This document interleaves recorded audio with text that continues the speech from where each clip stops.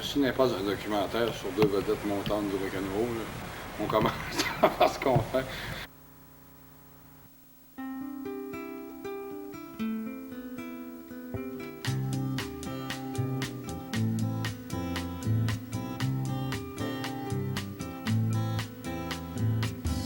Avant, j'étais enchaîné aux grandes marées. Souvent, mon navire a penché vers les rochers. J'ai voulu quitter ma rivière pour acquérir un peu du cœur.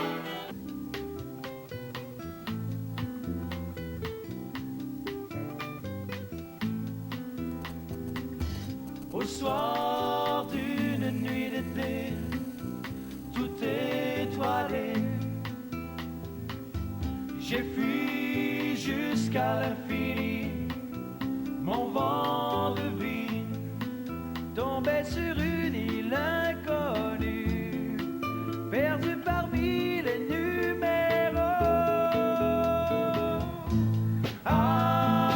Arrivé sur l'île de mes pensées,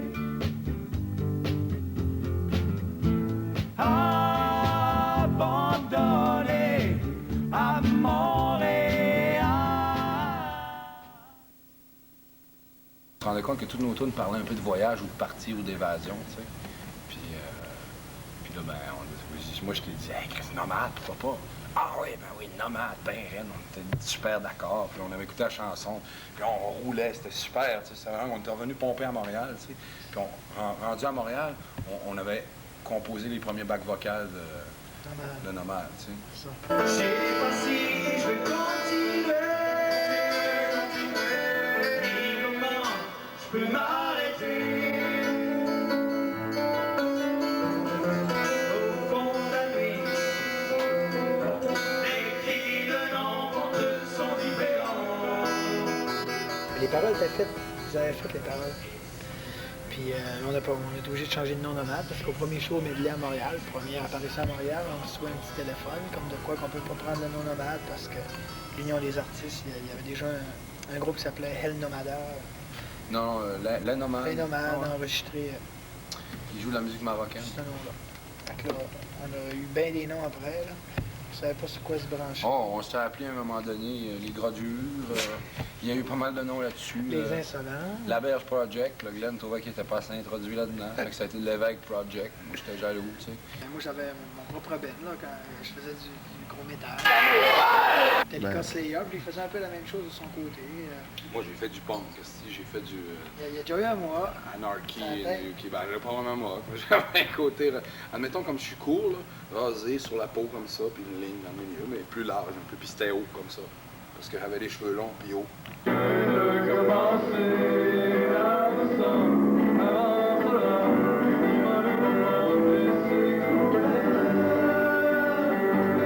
C'est comme si je ne veux pas retourner ailleurs. Oublier toute une année pour tout oublier.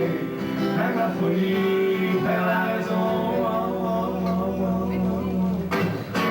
Mais si tout me rattrapait, oublier. Avant de non, mais non.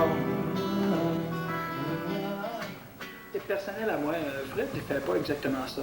Moi, ce que je fais, je commence à composer les accords avec la mélodie, le vocal, puis ensuite, je rajoute n'importe quoi en anglais, n'importe quel mot, n'importe quelle sonorité, ça n'a aucune signification. Ça arrive au même produit, mais les deux chemins sont différents. Ben, ça arrive pas tout le temps au même produit totalement, par exemple. Parce que tu vois quelque chose, tout à l'heure, tu parlais de lyrisme. C'est quelque chose qui est plus lyrique, bonne chance qui soit fait musicalement avant d'être fait au niveau parole, tu sais.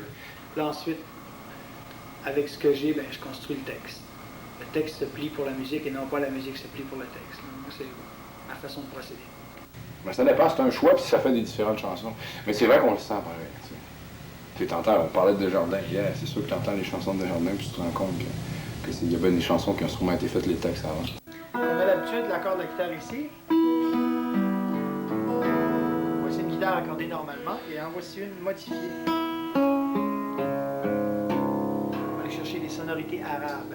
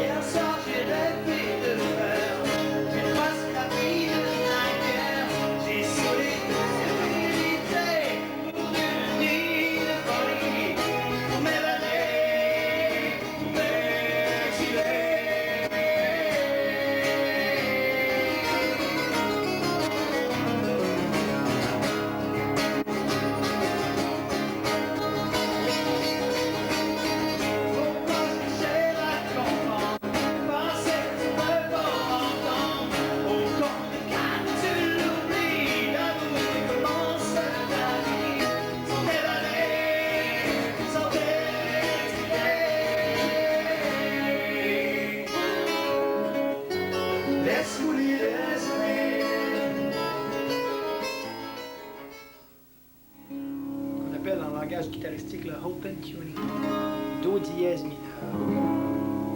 Après un mois, elle était faite. Même pas après une semaine, elle était faite musicalement, l'idée était faite toute. Ah non, à raison de plusieurs, quand même, une demi-heure, 3/4 d'heure par soir, tu sais, je vois le soir. Là. Mais c'est parce que c'était le sujet, quoi dire, tu sais, parce que je savais qu'un jour ou l'autre, la personne pour qui je l'écris va l'entendre. Puis c'est vraiment comme le style, tu sais, qu'elle va, tu sais, qu'est-ce qu'il va comprendre. Un soir, avant que le loup ne fût une étoile avalée, il avait écouté. Ils disent que c'était moi de la prime, il était vendu, les fruits de la déprime. Tomber dans l'inexpliqué, c'était demandé, avant de tuer le crèverait. Si la vécu n'est plus à rien, pour encore demain, l'appeler Sébastien.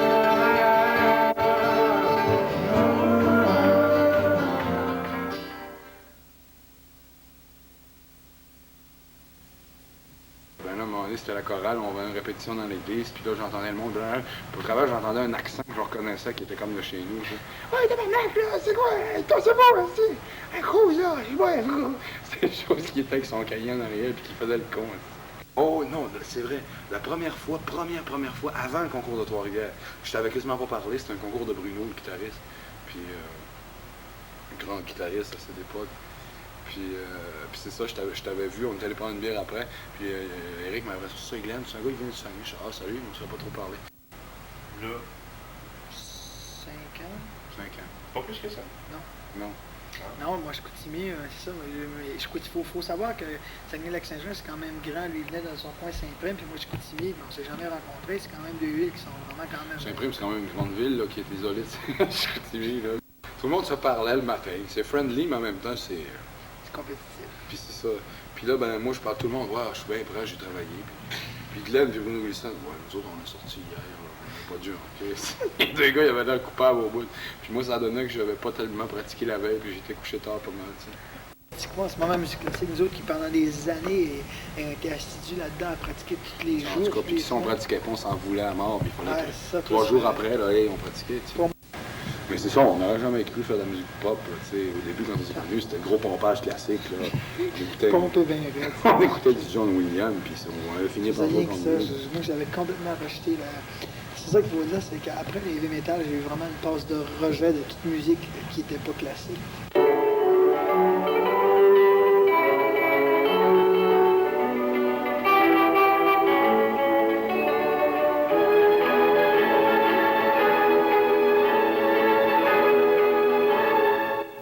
s'en va dans un milieu qui est un peu plus marginal.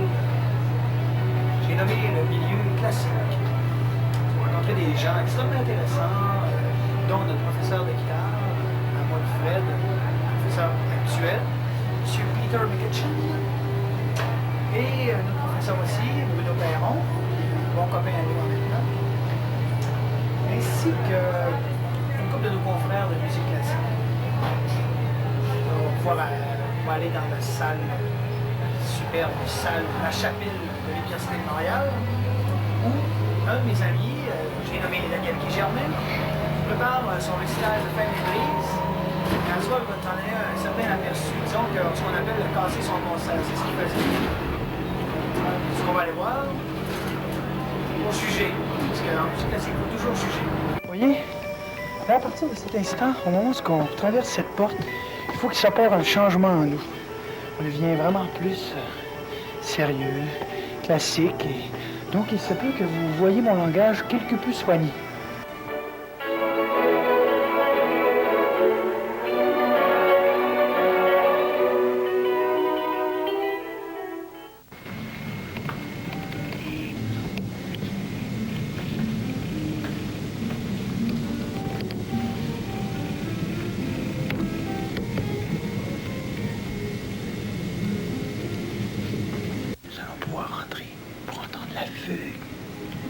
Et l'Allegro de Daniel Guillermin, interprétation d'une pièce de Bach. OK.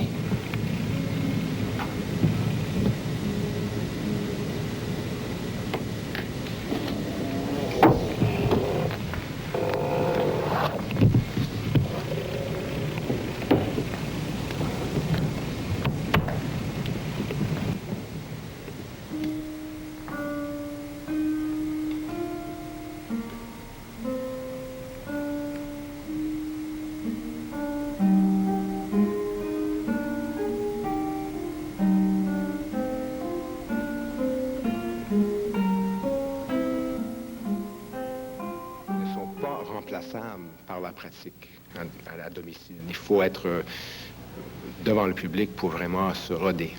C'est vraiment une toute autre situation là, que d'être devant un professeur ou quoi que ce soit. Glenn, qu'est-ce qui vous a attiré vers la guitare? Je veux dire, c'est quand même pas un instrument, il y a quand même beaucoup de gens qui en jouent, mais pour aller jusqu'à la maîtrise, qu'est-ce qui vous a attiré là-dedans? Bien, c'était quand même un coup de foudre assez solide.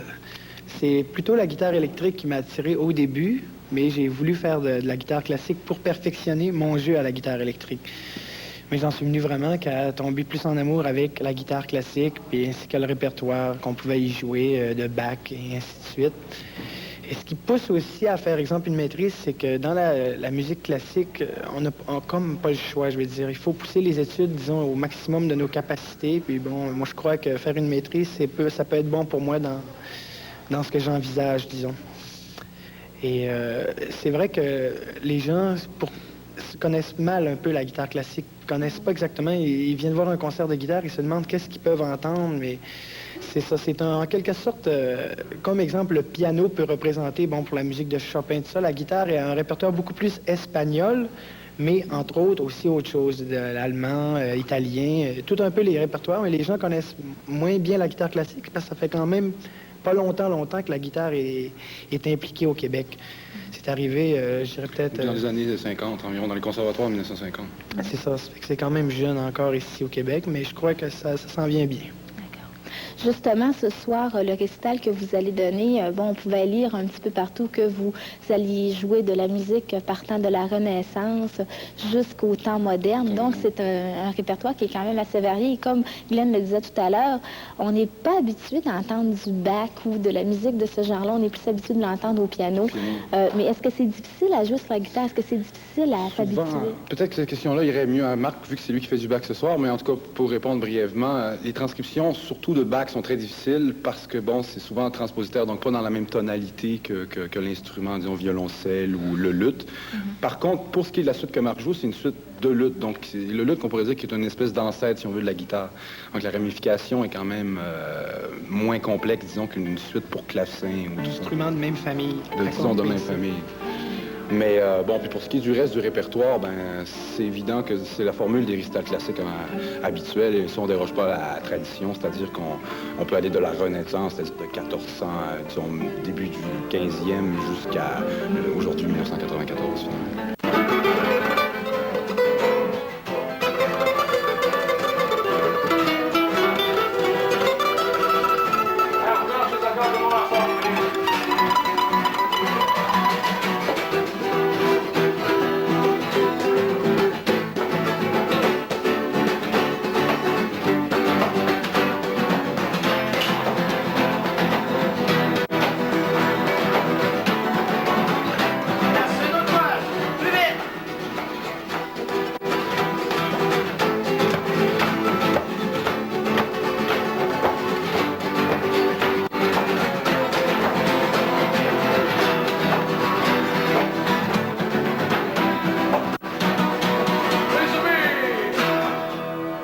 avons connu une baisse, mais il faut dire que peut-être que le niveau auquel on se trouvait avant était un peu irréel.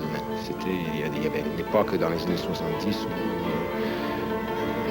où quelqu'un comme Alexandre Lagoya ou Narcisse Coyepes venait à Montréal, puis les salles étaient pleines, combles. Il y avait des gens qui pendaient par les chandeliers.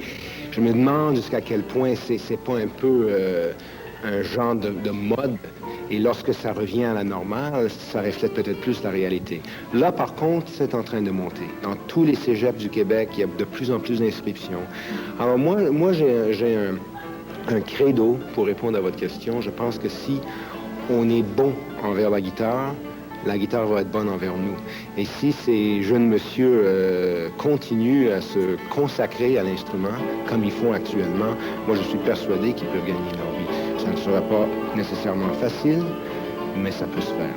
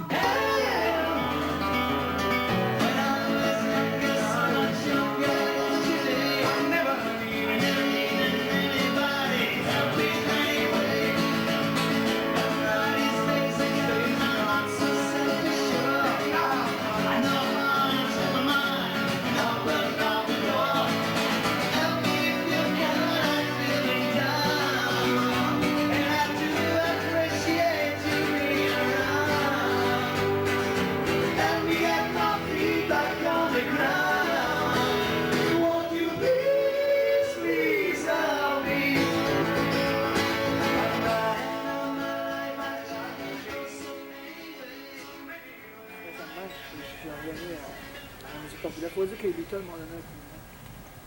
En tout cas, anyway, puis je me rappelle dans le tournée, à un moment donné, t'avais amené une mix des Beatles. Je dis, ah, les Beatles, franchement, tu sais, phénomène De foi. Non, mais phénomène de foire, c'est-tu. Non, mais phénomène de, comment je dirais, de désinformation des masses, parce qu'ils ont tellement été projetés partout que l'oreille, maintenant, est plus capable de supporter autre chose que ce qui ressemble à eux, tu sais. Et je veux dire que là, dans ce temps-là, je parlais de musique contemporaine. Si on fait ça comme ça, tu sais...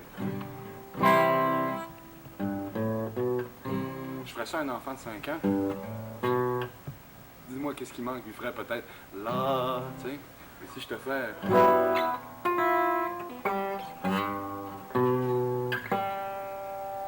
C'est quoi pour toi? Ah, c'est fucké. Ah non, pourquoi pour un papy d'Afrique, c'est peut-être pas fucké, ça? Puis moi, c'est ce que je me disais, c'est que tout le principe du système tonal, du principe que la musique doit être comme ça, puis que la mélodie, les Beatles ont tellement contribué à ça, puis la radio qu'ils ont diffusé, puis tout. Puis tu ouvrais ta bolle, si les Beatles jouaient, tu sais. Je disais pas que c'était pas des bons musiciens, qu'il y a juste que le phénomène, moi, je trouve qu'il y a une ampleur excessivement exagérée. Mais là, j'ai entendu l'anthologie un soir, des takes en studio de eux, tout ça, puis j'ai vu les vidéos, puis en plus ça va, je me suis rendu compte c'est vrai, tu sais. Puis en plus, on a recommencé à faire des chansons, puis à tomber dans l'art de la simplicité, essayer de faire l'art de la simplicité, 2-3 accords, puis essayer de trouver une mélodie, puis un arrangement, mais très simple, sur un canevas super simple. Je me suis rendu compte eux étaient des rois de cet art-là, tu sais. Puis ça va, puis maintenant, j'ai des amis, McCartney. Je veux dire, eux autres, c'était quand même un band aussi, les Beatles, Harrison, puis Ringo, il y avait leur mot à dire. Mais les duos au Québec, on parle juste du Québec, qu'est-ce qu'il y a eu? Il y a eu Cachetine. Harmonium, c'est pas vraiment un duo. Il y avait le guitariste, puis Serge Fiori, Normando, mais Louis Valois, le bassiste.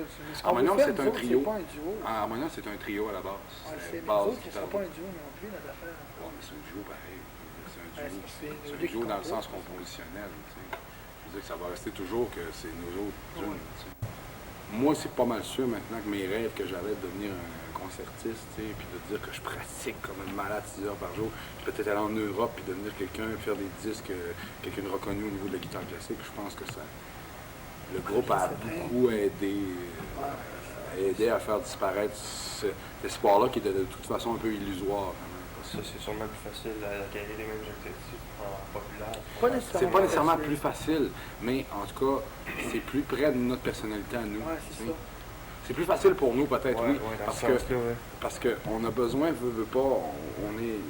La musique classique, les gens connaissent pas beaucoup ça encore. Les gens connaissent les grands pianistes classiques qui jouent avec un orchestre symphonique, là, où on voit à la télévision de temps en temps, Louis Lortie, tout ça, mais ils connaissent pas même le phénomène d'un guitariste soliste. La guitare est même pas connue au Québec. Puis le guitariste, il pratique tout seul chez lui, puis il fait une petite pièce tout à fait simple, mais tellement de rudiments techniques que ça prend des semaines et des mois à peaufiner, puis que, je veux dire, à la limite... toi, tu devrais te contenter de tes doigtés, puis ce que tu as réussi à faire avec ça. Puis tu as 3-4 personnes qui vont te voir en concert, qui vont trouver ça pas mal, puis d'autres qui vont dire que c'est moyen, mais tu devrais plutôt... Alors, mais c'est sûr que le concert classique, on a nos armes, mais attention, là, Non, mais la nervosité est bien pire. la nervosité est pire, puis t'es tout nu, puis t'es tout seul, puis ça sonne pas fort, c'est pas amplifié. T'es vraiment... Puis tout le monde s'en rend compte, ça fait comme... Ah! En tout cas, tous les guitaristes, du moins, tu sais. Non, nous autres, là, c'est parce que c'est comme un peu plus nouveau, là, tu sais. Un texte à retenir, chanter les joies en même temps. Ouais, c'est ça. Une foule à apprivoiser. On a pas mal plus de contact avec le public qu'avant. Avant, tu joues ton affaire, tu es comme dans un petit monde. C'est ça qui est différent. Tu es dans un petit monde en musique classique, tu joues ton truc, tu t'en vas.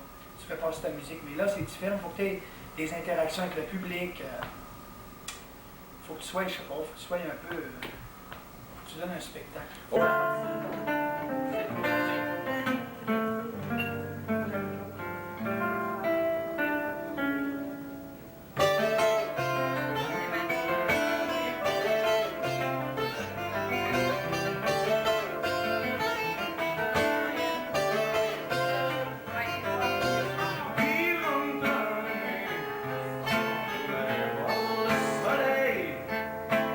Voulant voir la lune dans sa bouteille.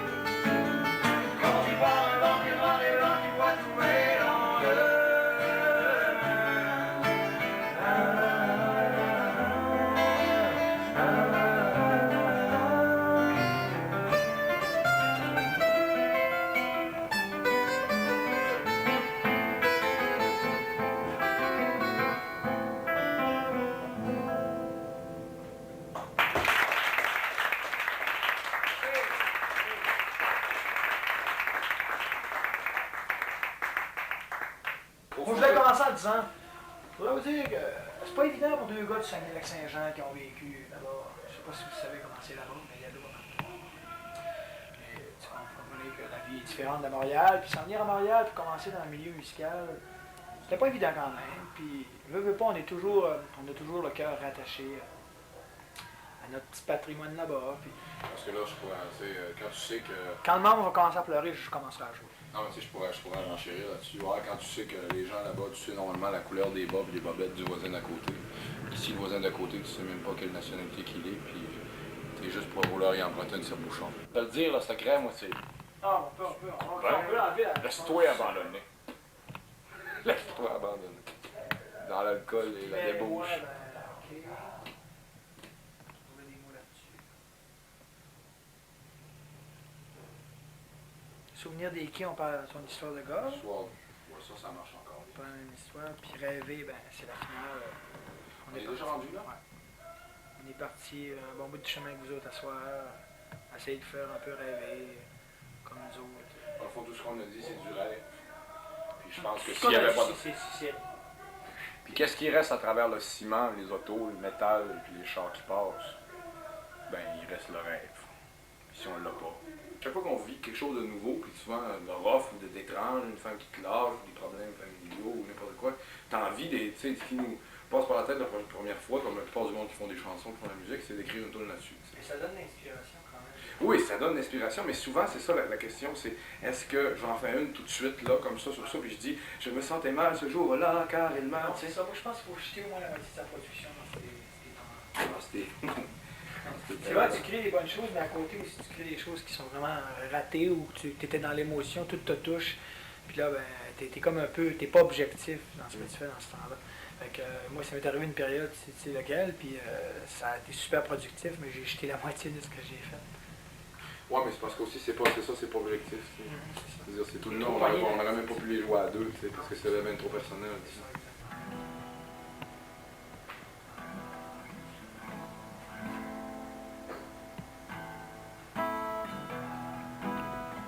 Vendredi, samedi, au bistrot d'autrefois.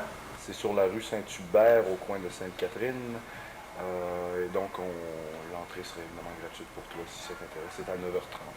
Et c'est peut-être le meilleur moyen, d'après moi, pour que tu entendes qu'est-ce qu'on fait quand on est live. Alors, si ça t'intéresse, tu peux venir sans problème. On espère te voir. Merci, au revoir. Alors là, tu vois, je viens de parler d'un milieu qui est assez difficile, c'est-à-dire celui du show business. La plupart du temps, c'est un répondeur qui te répond. Un répondeur, c'est bien pratique, mais c'est pas tout sympathique, mon cher ami. Puis si tu veux avoir quelque chose de sympathique dans la vie, il faut que tu aies de l'argent. Puis si tu veux de l'argent, il faut que tu sois italien. Puis si tu veux italien, quand tu viens de la Saint-Jean, c'est dur en crise. Ça fait que... fais-toi opérer.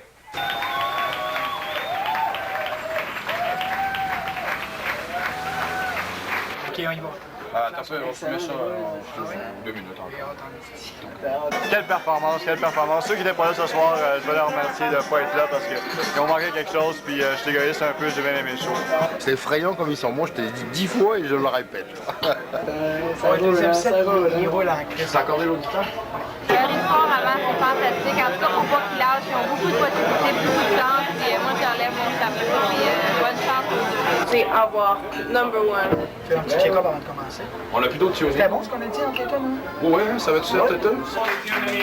C'est parti au loin. Un jour, on se reverra. À Tombouctou, à Tokyo, ça.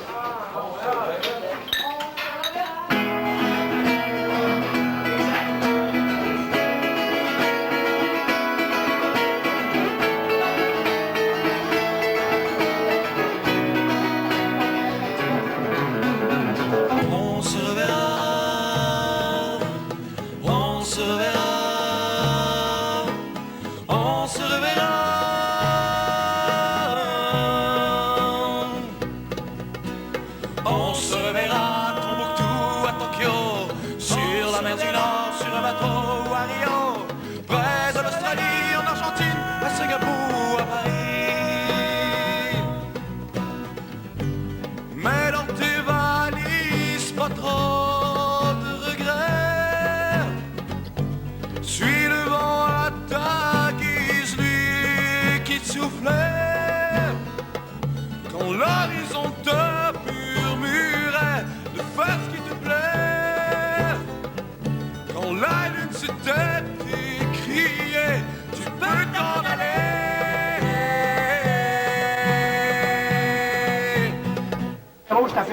Salut, prochaine. Merci d'être venu, hein. Et à la santé de Douna. On se reverra, on se reverra, on se reverra.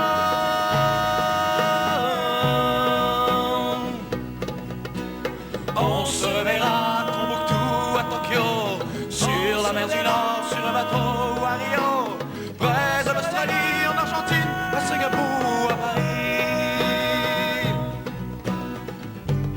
On dit que partir c'est mourir un peu, alors partons 100 fois pour mourir heureux. La lune sera de la même couleur pour toi et pour moi, sauf quand il fera soleil chez toi, chez moi.